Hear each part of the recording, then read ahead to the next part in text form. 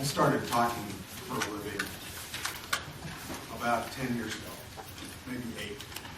Before that, I was 35 years in the economic development transaction business, like most of you. And I guess it was 5 or 6 years ago, my oldest daughter, who's now 36 or 37, pointed out that, Dad, you don't do anything really anymore. You just talk. So don't get so worked up about it. And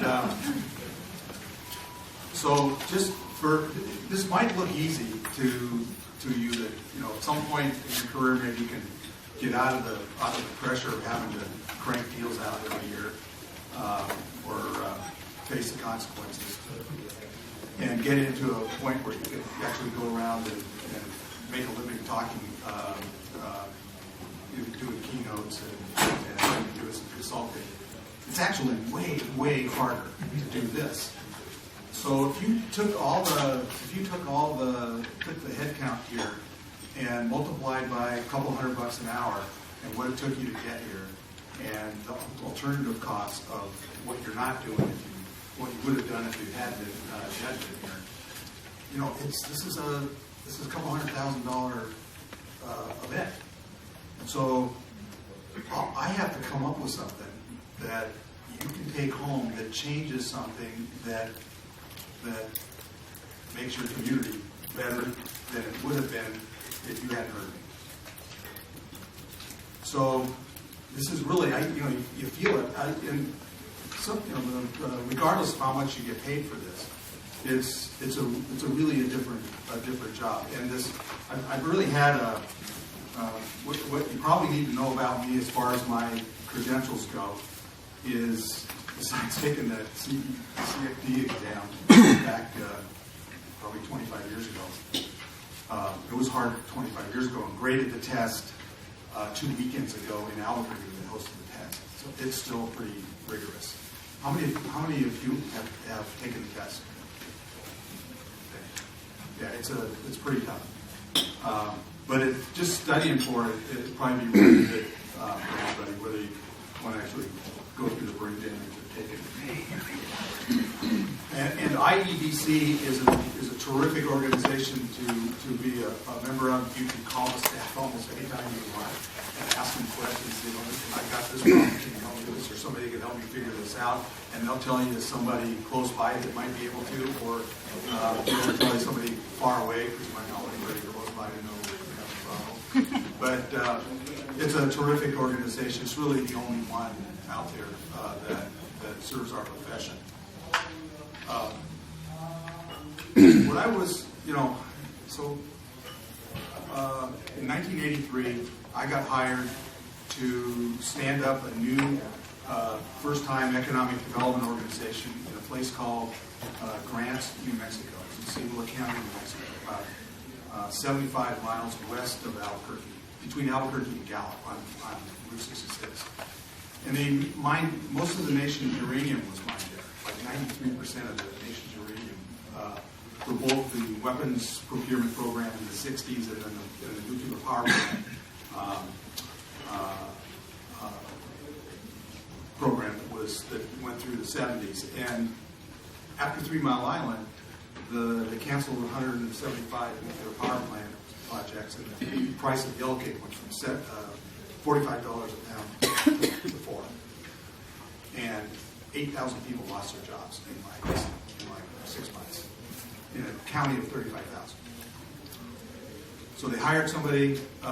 They formed an economic development group. They had a consultant from Texas write a plan for the economic development group. They hired a guy with credentials and he quit after 3 weeks. He'd applied for another job and got that one, bailed on it. They hired another guy. He lasted 2 months and he bailed. And then they hired me. And I remember the first night, I had just finished interviewing, and they said, well, we've got 3 houses that these mining executives gave us as a kind of a donation to the foundation. You can live in one of those if you take the job. after the interview said, we're going to offer you the job, you can just tell us in the morning. And I was going to have to drive back to Denver, where I was living at the time, and pack up my stuff and come back and start work. And so I've been offered the job, and I've got the evening to think about it, and I'm going to go throw a sleeping bag down in one of the houses and sleep and then get up in the morning and head back down. So I went to the local grocery store, to Smith's grocery store, and it's about 9 o'clock at night, and there's one person in line, a woman, probably late 20s, with 2 kids, one probably 2 and the other one, and they're both standing in the cart. They're knocking stuff off the pulse rack, and she's embarrassed because they're having to take stuff out of her grocery sack because she doesn't have enough money. And so she's kind of embarrassed. And I didn't get a basket, so I'm just juggling the stuff that I was going to make some sandwiches for the ride back with. And she's real self-conscious. The kids are crying and knocking stuff off the impulse rack. And I hear in the back the box boy says, he's got a bottle. And he and the store manager chase this guy out the door in front through the parking lot. And they bring him back in, and he doesn't have a bottle. He has pork chops. And a big 6'4" ponytail, Harley Davidson T-shirt, mining boots, and the mining was hard rock mining, so we're 3,000 feet below grade, really hot. So these are tough jobs. So this guy, it's this woman's husband, and they bring him in, and he's crying, and the cashier starts crying. His wife's crying. The kids were already crying. Box boy calls me when I see him crying. And I'm standing there, literally looking out the front window at the strip center where we're supposed to build out my office for the economic development. And I'm standing there thinking, if I take this job, I'm the only person in this county whose job it is to fix this. And is that something I really want to deal with? Was kind of, and 3 years later, believe it or not, 3 years later, we had some sick. I was like 6 employers to move in, and one of them was a company called Baghdad Plastics out of Phoenix, and they made it was a plastic injection molding facility, and I'm 3 years later in the same grocery store. I'm in an aisle behind the same exact checkout stand. About halfway down the aisle, this woman comes up to me and says, aren't you Mr. Lautman? I go, yeah. Well, I just wanted to thank you for saving my family. Really? And she's shaking my hand. So, well, how did that happen? So she said, well,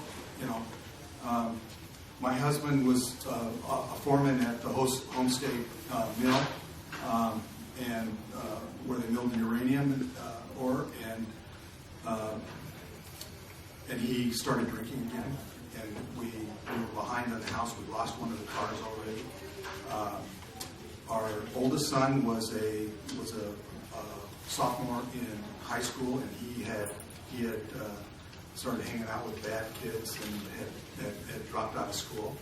And the younger one, who's still in middle school, was twisting off. And she said, my husband got a job at the Baghdad Plastics when he opened it up.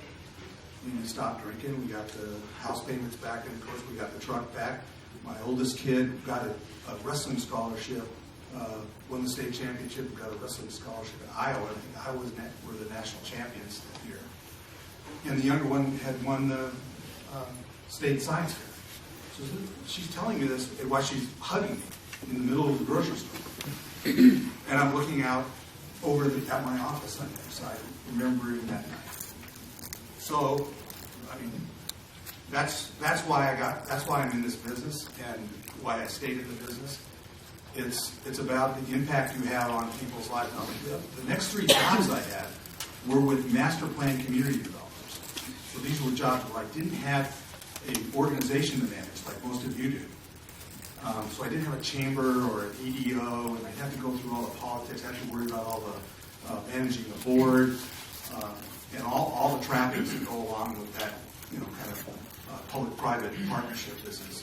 I worked for a hard-nosed CEO in each case, three jobs in a row.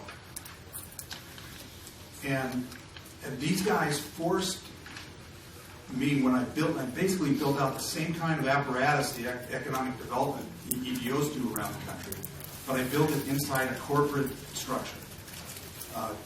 One of the first company was publicly traded, so it was a public company. So I had to do all of this planning and accounting and reporting that I just presumed all the rest of my colleagues in the rest of the economic development business we're having to do. It turns out you aren't. Your boards don't ask you to do the same kind of reporting I was asked to. So I had all these metrics and all this accounting IP that I was used to doing. I carried it from one to my next three jobs. When I started doing this consulting, so after the financial crisis, they scrubbed my business unit. It was 4 city enterprises, an $11 billion mixed-use development company, and Lehman Brothers was their bank, so there wasn't anybody they would call after the Lehman Brothers went away. So I walked in one day and they said, "Well, sorry, Lautman, we're 12 years ahead on our job creation metrics for this project, and we haven't even started the housing yet. So they scrubbed your business sectors we had identified, and that we weren't going to be able to do 500 to 1,000 employee footprint projects anymore. We were probably going to have to come down to 100, and we might have to go down to 10 or 20." And so that just scrambled all of the planning, all of the business modeling we had done, and we had promised the city and the state that we were going to create twice as many economic-based jobs as we needed to support the population we were going to bring in. So we said, we're not going to build this new development on the backs of the existing taxpayers. We'll bring in the economic-based jobs at 2x needed to support our population. So there'd be a whole other set of economic-based jobs to help the rest of the city. So that was our commitment. And I realized that there was a huge problem brewing, and again, this was 1994. And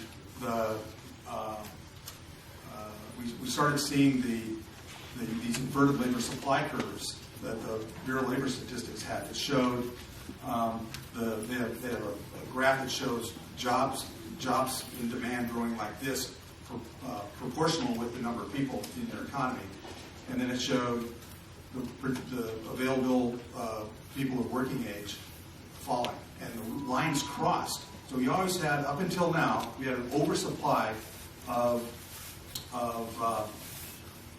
qualified workers, especially us boomers.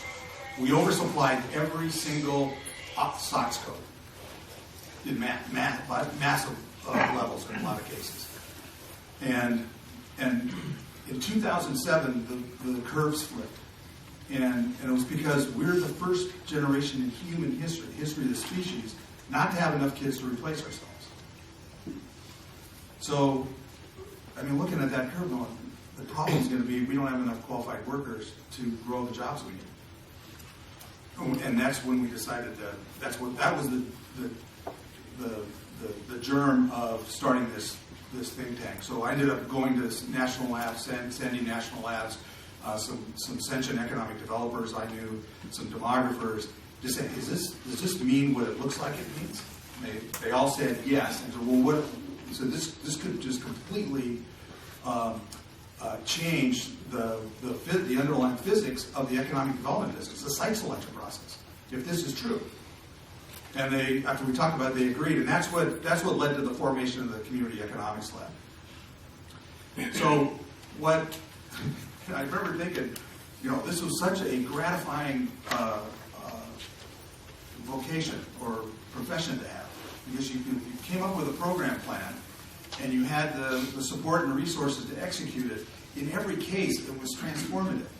I mean, the second community I went to was Rio Rancho, it was a little suburb of Albuquerque. And in less than 12 years, household incomes went from $19,000 a year to $44,000. Created 17,000 jobs. It was a new community. It was a new planned community. So it's a lot easier trying to overhaul an existing community. But you could go into almost any community with the right plan and change the economic trajectory and the quality trajectory of that community. And to me, that was made this profession one of the most powerful, influential, and gratifying ways to make the world a better place. And I saw this inverted labor supply curve problem as a threat to the whole game. I'll be retired in a nursing home, and I'll tell somebody that I was an economic developer, and they go, "What the hell? Why would you need economic developers if there's no qualified workers in the community? And why wouldn't you go? How would you get the existing employers that can't fill jobs to pay you to go find some more employers to make it even worse?" So I'm thinking, I spent my life doing something that nobody's even going to think was important or is important anymore. So that's what I was thinking when I headed down to Argentina. Came back, started having grandkids, so we came back and we put this lab together. And the first thing we noticed, we said, okay, we got 3 or 4 guys from Sandia Labs, physicists, and then questioned everything, so we knew we'd be under some rigor. And then we brought in some economic development, workforce development, demographers, some community leaders, some not socialists, but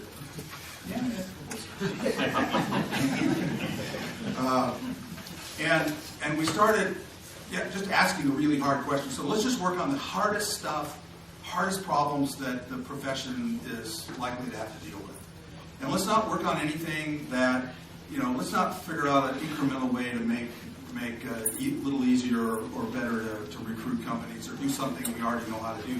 Let's just go off in areas that no one else is going off into, or into problems that look insoluble and so complicated nobody even wants to talk about it. Let's go tackle that stuff. So the first thing we zeroed in on was the fact that there's no coherent strategic planning process for this profession. So when you look at all the things, we made a list of 120 or 23, not 120, 23 attributes that a strategic planning process should have. And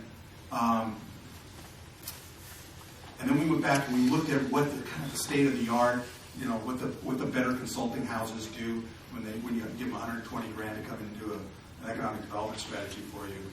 And the SWOT analysis and all the stuff we do. Those processes covered maybe 4 of the 23. So we knew if you couldn't come up with a process, then maybe this whole you couldn't defend the profession. You certainly couldn't get the kind of increased contributions of support, funding and otherwise. You couldn't underwrite it because you couldn't put a good enough plan together that could change fast enough when conditions changed, and it was simple enough to get everybody read into it so it could be supported. So we knew we had, so that was the biggest problem. And so I'm going to talk a little bit about the planning. I'm going to show you kind of where we are. So we've been at it 10 years on the planning stuff. We've been at almost 8 on this idea of creating a new program strategy around people working individually or on what we call solo work. And then we also thought that the other really big issue was or is how do you connect how do you develop parallel strategies for job creation and workforce? Because they're the same. You shouldn't even think of them as separate anymore. And if you don't have, so most communities, to our standards, most communities don't have a true economic development strategy or plan.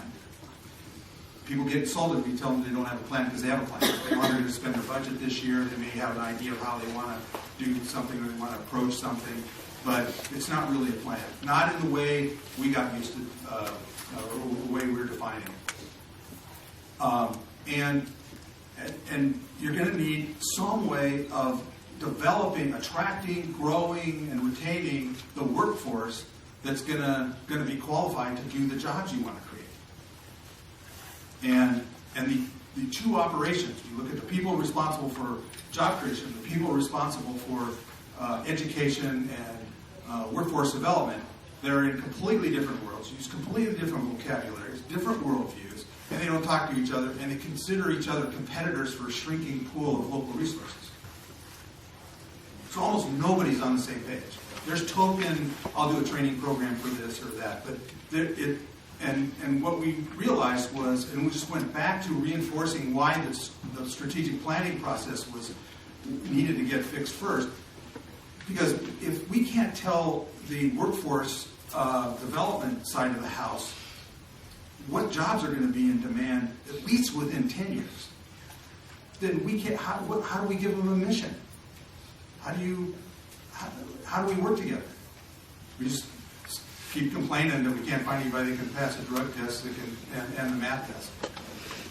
So we realized these were. I mean, we were under no delusion that any of these were easy problems, and so what I wanted to do was I'm going to start out with a couple of slides here, a presentation we do that just to really put into context how hard this is going to be the next 10 years. So anybody that cut their teeth on this economic development business in the 80s and 90s, this is a completely, that's like playing powder puff compared to the NFL.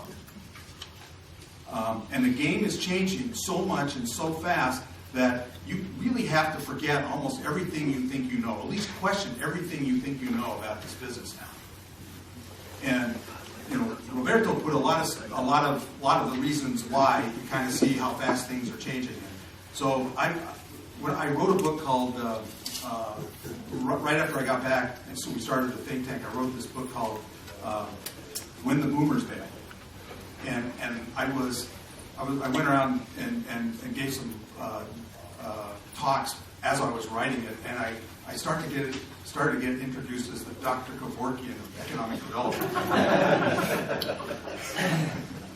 And everybody's still.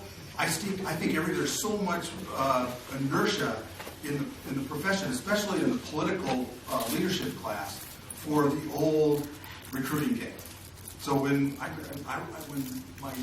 middle daughter was in 5th grade, she came home and said, told us what was going on at school, and they had to stand up and tell their kid, all the kids in their class what their parents did. So what did you say? So I told them my dad tricks companies into moving to New Mexico. Which was pretty cool. That's pretty close. So it's going to have to be way more than that. That's already been noted today right here at some more. But it's one thing to say recruiting isn't going to work like it used to, and bashing it. So what I noticed is the guys that are trying to do entrepreneurship are at the time look at all these bad things about it, and they bash it. And the recruiting guys bash the entrepreneurship program. That ain't creating jobs. If you get one going, they leave.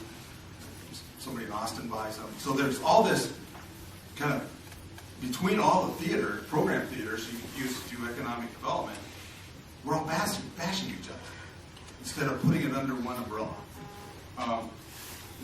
So what I'm going to do is I'm going to go through some slides that will depress you. But one of the things we learned from these guys from Sandia is that your brain will choose to process something as either a challenge or a threat. If it's a threat, your amygdala fires on.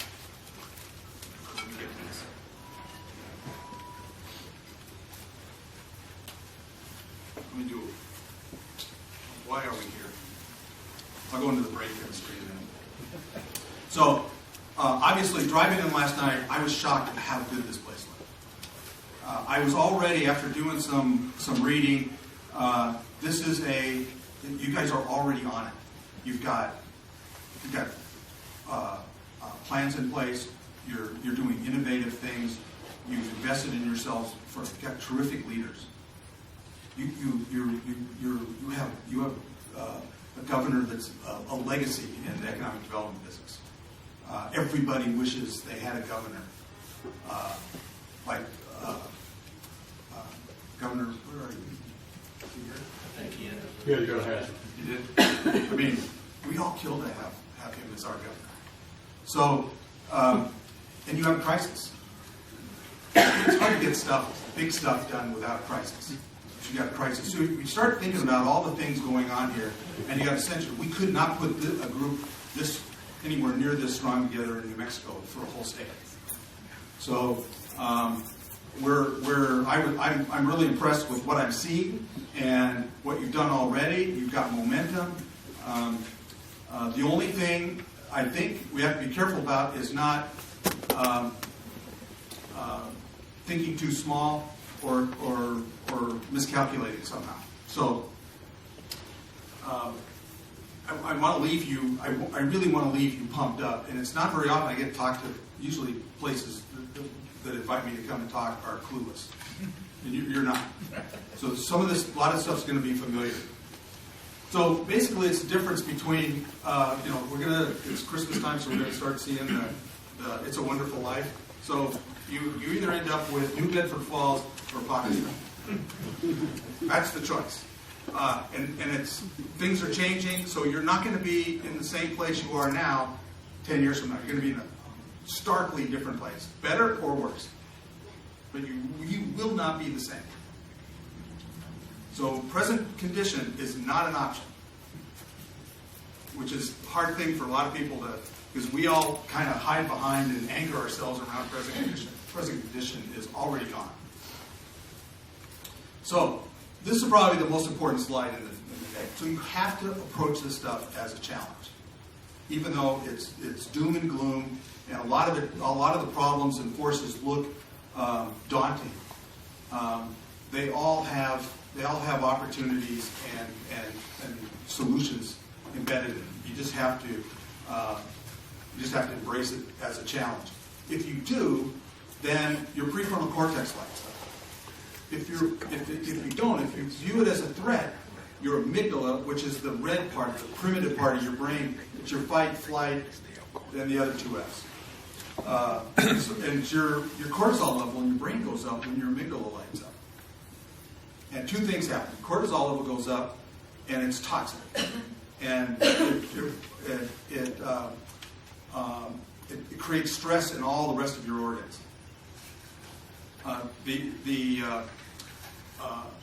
The other thing is it draws so much current that it shuts your prefrontal cortex down, so you can't think. You can't do any higher order things. So you can't cooperate. You can't create. You can't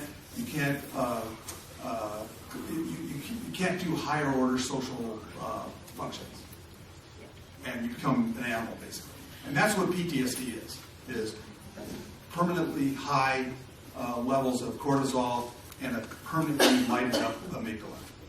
And the only way you can settle it down is exercise, 30, 40 minutes of aerobic exercise, or helping somebody. If you go help somebody, even if they don't know you're helping, if you help another human being, it washes the cortisol out right away. So if you find yourself waking up at 2 o'clock in the morning, and you wake up, and you're worried about something, and you can't go back to sleep, it's cortisol. Your cortisol level got too high that day. If you don't get a restorative sleep cycle, same thing happens the next time. So if you're waking up at 2 o'clock in the morning, freaking out about stuff that at 10 o'clock you go, what was I worried about that? Cortisol. Go help somebody. So Roberto gave us a good kind of environmental look at what economic development is. We adopted a much narrower focus or perspective. So we're using the traditional economic base theory, where you look at your economy, depending on where you drop the the perimeter of your community or your region. You have a part of the economy that's economic based, and we actually focus on jobs. So you have jobs that are either economic based or they're not. They're service sector or tertiary or a bunch of different names for them. If your economic base isn't growing faster than your population, you're getting poorer. And so we just came up with a formula: E greater than P. There isn't anybody a fifth grader gets it. Is your economy growing faster than the population? We put an exponent P there because you can't have the lower third of your population not benefiting. So you can have it's pretty easy these days to have your economy grow faster than your population, but the bottom third of your population is getting poorer and poorer and worse off. So we have to bring this back to even somehow. Can you define economic base? Economic base is any activity where the products and services produced are sold outside the economy, or the revenue coming into you is coming from outside. So an Air Force base would be economic base because it's salaries to the airmen way over and above what your community share of the federal budget is for DOD and the Air Force. So it's net money in. It's taxpayers in other states paying for those salaries. So that's money coming in, just like a manufacturer, just like a call center.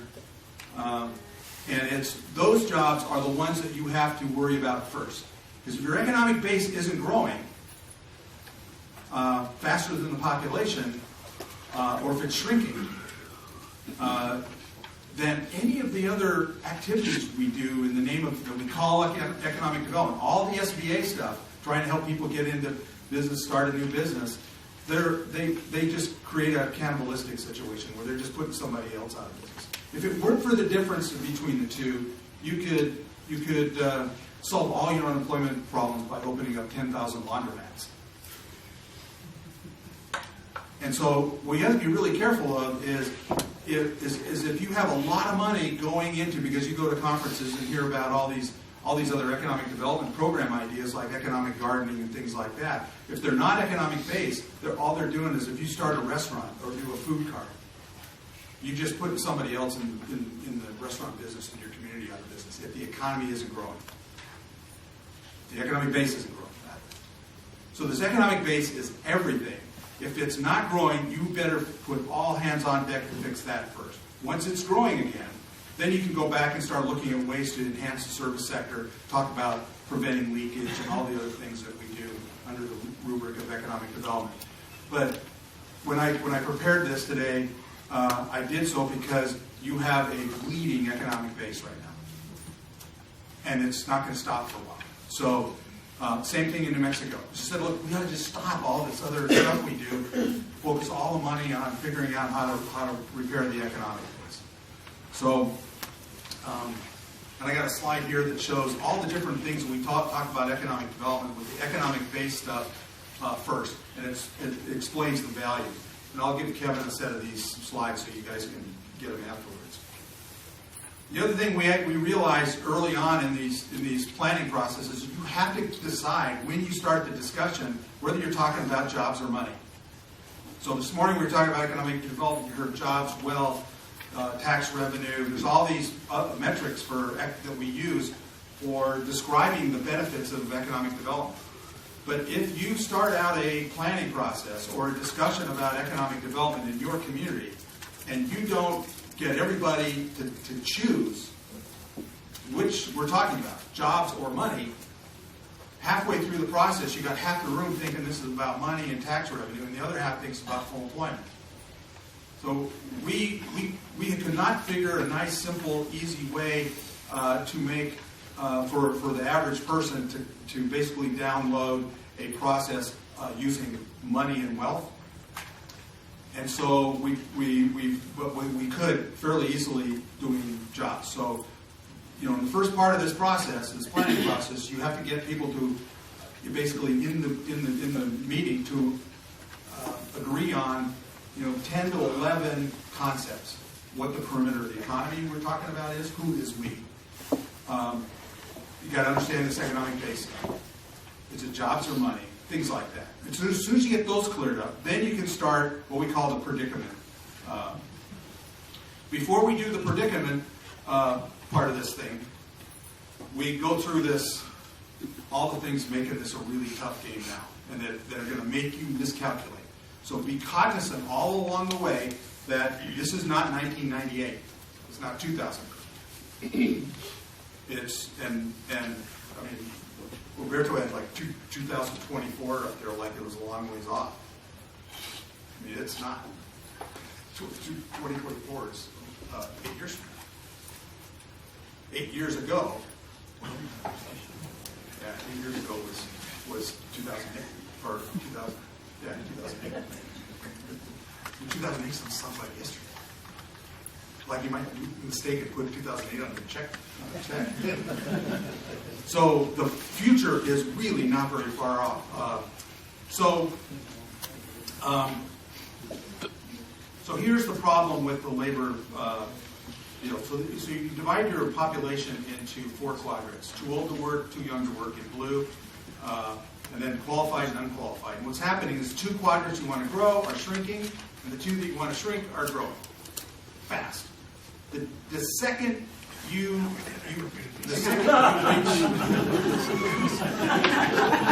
reach full employment of your qualified workers, you're done. You can't grow the economy faster than the population anymore.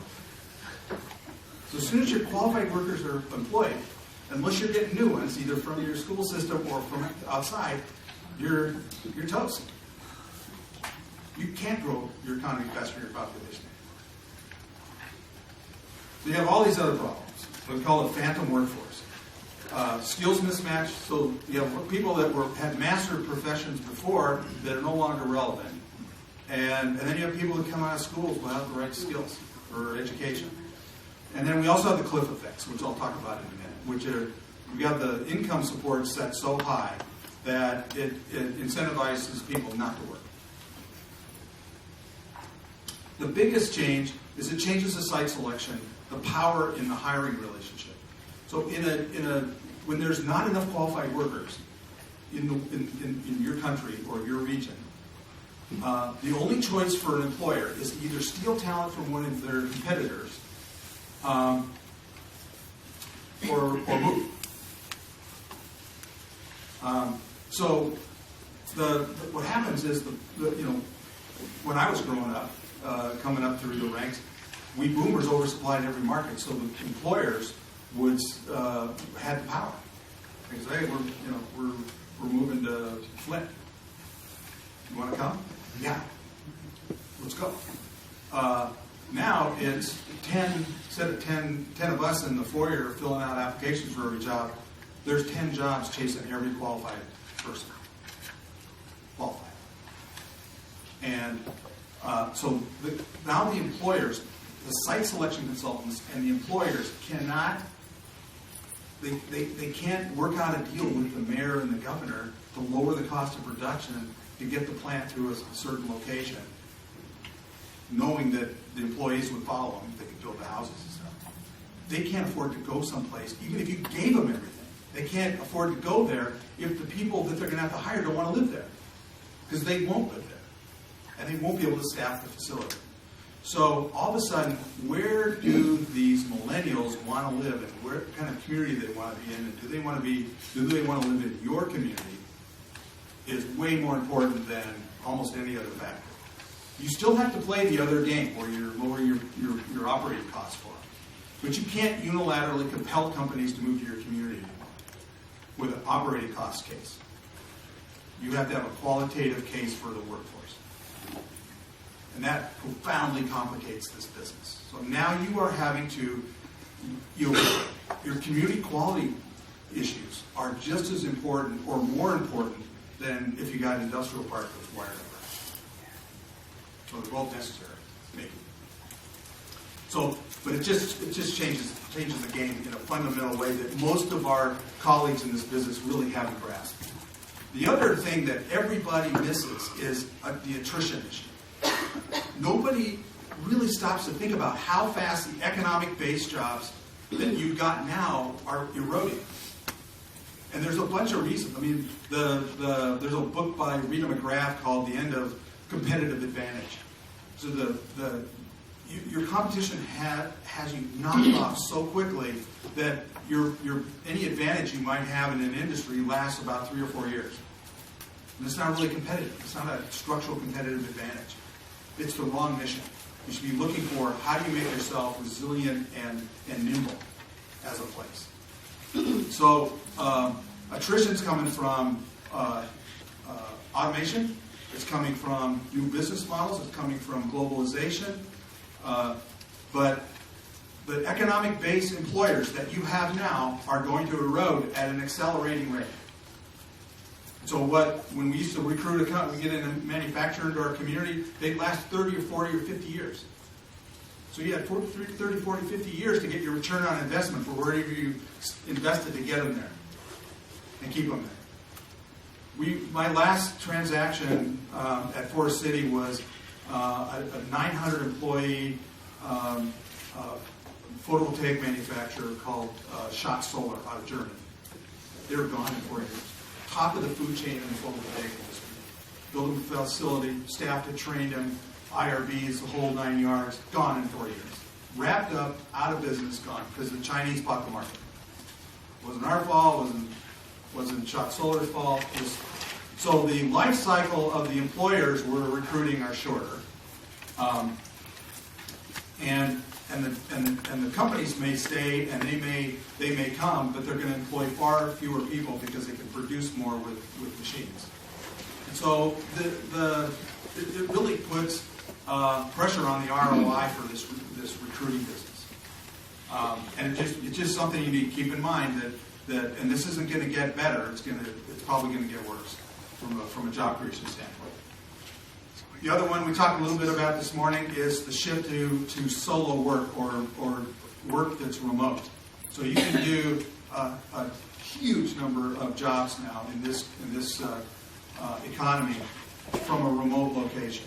And so you start looking at how many people, if you're focused on employer-driven site-based work, so either an office building or an industrial building, if that's the primary focus of your economic development effort, you're going to miss the mark. You're going to be way off your goals, because the fastest growing part of the economy, of the economic base, are people who do work in their third bedroom office and build somebody outside the community. That's the fastest growing part of the economy. So who has a program for that? You guys have that. So the digital work teleworks thing, that's an application. There aren't 5 other places in the country, though. That's what I meant by kids being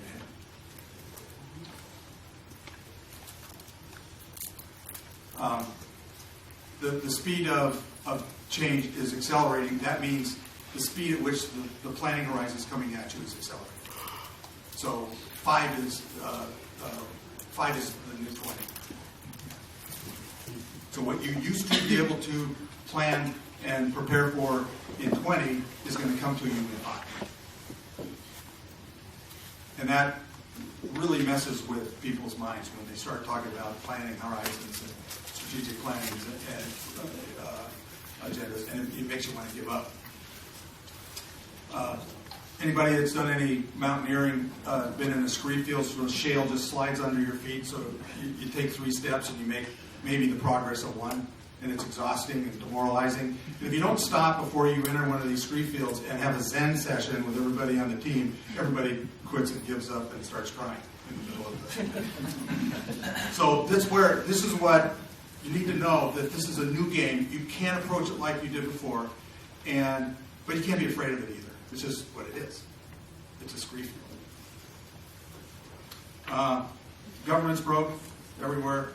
And there's going to be a Sarbanes-Oxley movement on accounting for money that's spent by state and local governments. You've already seen the GASB 77 rules change on IRBs. And then we got this enormous leadership crisis. Almost every community doesn't have anywhere near the leadership core it needs, mainly because they're stocked with a bunch of 68-year-olds like me. If you just age out your leadership core, your board, and the major leadership positions in your community do a 10-year age out, who's probably not going to be there, I'm shocked how many empty spots. And we're not doing anything about it. So leadership's going to be, it's really the biggest issue. So back to the planning. So I got a lot of people in the economic development business mad at me, saying we couldn't take our programs on Shark Tank to get funded. Say they were going to, if Mark Cuban was going to fund 5 economic development programs, and you brought him your program, could you answer the Shark Tank questions? So we developed the Shark Tank questions. How many economic-based jobs do you need to create? What program theaters are they going to come in? What factors of production gaps are you going to have to fix in order for those jobs to materialize? And then who's on the hook for doing it? And how much does it cost? If you can't show how that's going to turn your economy around and have you in an E greater than P scenario, and be able to go deep on a whole other set of questions behind those, then you're exposed. And I think the reason that we have such a hard time attracting funding for our programs right now and getting the money we need, when we need it, where we need it, is that we can't answer these Shark Tank questions forthrightly. And the public thinks, most people don't think what we do actually works. They think it works when the economy is throwing up a bunch of footloose projects that we've got to have somebody go nail down. But can we, by volition, come up with a strategy to rebuild the economic base over the next 10 years? No, nobody thinks we can do that. Nobody. Unless you can answer those Shark Tank questions. So, back to the plan. So one of the things we realize is, here's the planning continuum. It starts with talking, coming to meetings like this, and you talk about stuff, and then you do an assessment, maybe you pay somebody to do the assessment, and then you do out of the assessment comes a strategy, and out of the strategy, a plan, and out of the plan you reorganize, or you develop a new organization, and out of the organization you hire staff and fund, and then you start actually doing something. So all this is all talk up until execution. And then you do stuff, and then you got to measure it and report it, and then you're talking again. So what we noticed is everybody thinks they're 2 steps ahead of this, where they actually are. And so when you try to go from, it kind of sounds like a plan. Everybody thinks they've got a plan done. So when you go to actually fund it, you can't because it's not specific enough. So what we noticed is in almost every case, in multiple places along this continuum, everybody thinks they're two steps ahead of where they are. So we had to get very precise about what step are we on, and one of the other attributes of the planning process is you have to be able to do this really fast, and then you have to go back and change it every time a condition changes. So I don't want to go too far into. Actually, what I'm going to do is switch over and let me show you what one of these looks like.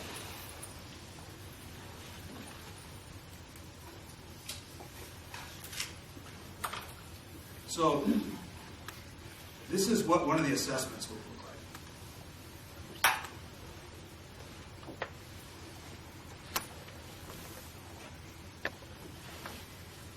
So we would, and we did this for, believe it or not, we did this for the state legislature in New Mexico. So we got the Speaker of the House, the Pro Tem of the Senate, convened this interim committee. We put 10 business leaders on it and union leaders and made it diverse. R's and D's, both houses, and cabinet secretaries from the opposite parties, gubernatorial administration. And then we went out and held 6 town halls a year for 4 years where we pounded them through all these questions. So, and then we did this at every county, all 33 counties in the state. And every region, except the regions, and it all rolls up the state. So we have this in a database that feeds the regions, and you can recombine regions or counties and make it. But we've gone through this process, 6 assessment steps in every county, and we've been through a refresh cycle in 4 years. And so I just took kind of Pike County here. So you would ask how many people do you expect to have in 10 years? So you're going to go from 65,000 to 68,000. And each one of these calculations goes into a calculator here and gives us a. I messed up. I'm going to have to go back in. So anyway, the questions are: how much of that population is going to be in the workforce? Willing, able, qualified to work. So we're not counting people who don't want to work. We're not talking about people who don't have the education to work or in the unqualified. We're talking about how many people do we hang the economic development program with creating jobs for. So that's 30%. E-based jobs. How many jobs in the economy have to be economic-based? So in small towns it could be half. And we've lost a lot of retail. So there's not as many retail jobs, so the multiplier is inside. So you may need more economic-based jobs, you may need less, but you get a group, we would get a group of 100 people to agree at tables first. And then in a plenary session, what do you think the economic-based split, economic-based and non-economic-based job split is? And you get everybody to agree, it goes in the calculus. What's your current unemployment rate? How many people that are unemployed now that would go to work if we had a full economy? How many jobs is that? And you put your structural unemployment, what do you think it will never get below that? And then you do what's your attrition rate? So how fast are you losing economic-based jobs? So you're 25%. And basically, it kicks out all these values. And so your attrition is going to be, you're going to lose 2,448 jobs. Your unemployment, to close your unemployment gap is 390, and you're going to need 432 for growth. Let me see if I can.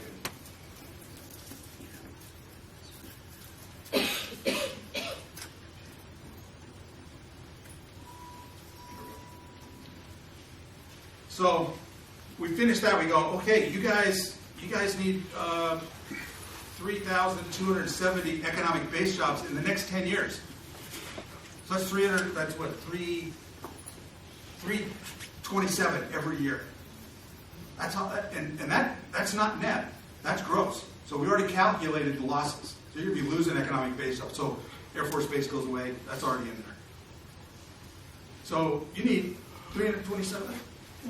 So that's a nominal goal. That's how many you need. When you spread it, you may start with 100 a year, and you're may have to average 500 a year at the end. So you're going to have to take that into account when you scale your programs. But this gives you the numbers. Then you go to the program side. You go. We came up with 9 theaters, 10 if you include import substitution. That these are program theaters. We call them theaters because we didn't want to get it confused with sectors or categories or something. We couldn't find a better term, so we call them like a war theater. Called program theaters. They're discrete program areas where you could conceivably create economic-based jobs at the community. So they are employer recruiting and expansion, federal government, visitor, which is all your tourism. There's 5 kinds of tourism. There's short-term leisure, there's long-term leisure, which are snowbirds, for Arizona. They come and spend the winter. There's short-term business, somebody coming to a conference. There's long-term business, somebody comes to a boilermaker comes to work on a power plant. And then there's the drive-by. People just driving by. They're not coming to your community as a destination. Can you pull them off the road and get them to sleep and eat and buy gas in your community rather than down the road? There's that. So there's 5 theaters.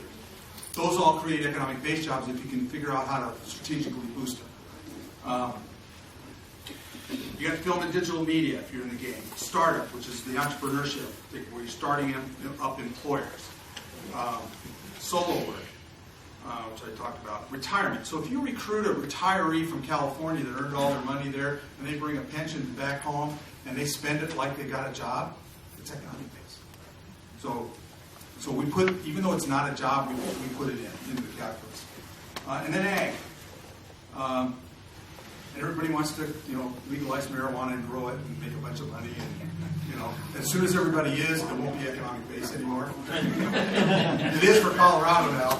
But so what we do is we go through each one of these theaters and we convene another set of meetings where we get people that know these program areas or these markets. And you go, with a reasonable amount of support, how much job creation, how many jobs do you think we could create in each one of these theaters? And so you plug in 400 jobs, that's 40 a year. We also ask behind this a whole bunch of other questions like, well, how many transactions is that? Are they coming in? So 40 a year would be 4 at 10 different projects, and how many are expansions versus recruit? And you start to get a real precise idea of how many transactions you have to do. Then we also ask, how many of those have probably happened whether we had a program or not? Because some of this stuff happens organically. And then you also do a capacity check. How many cases and how many deals do you think the current team can actually manage in the way of a pipeline and close? And so all of a sudden you start to get real dimensions to what kind of capacity you have and who could or would be likely to do it. And then you add it all up and you get this.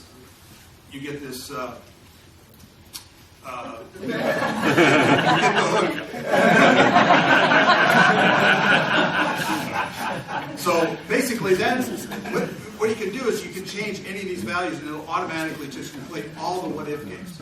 Well, what if we don't get any? What if we don't get? Well, it's because somebody in the room will go, "Oh, we're not going to get any new residents." Okay, take it to 0 and see where you are. You can also use this on the back end for active tracking. So we're gonna.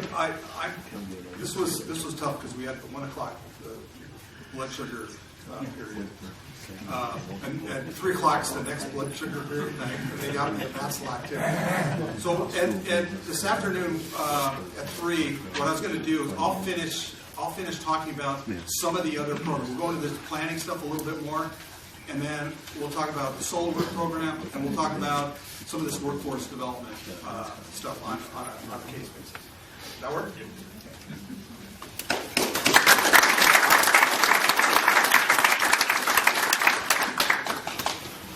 All right, so up next we have Tracy Gibbs, a longtime executive at IEDC.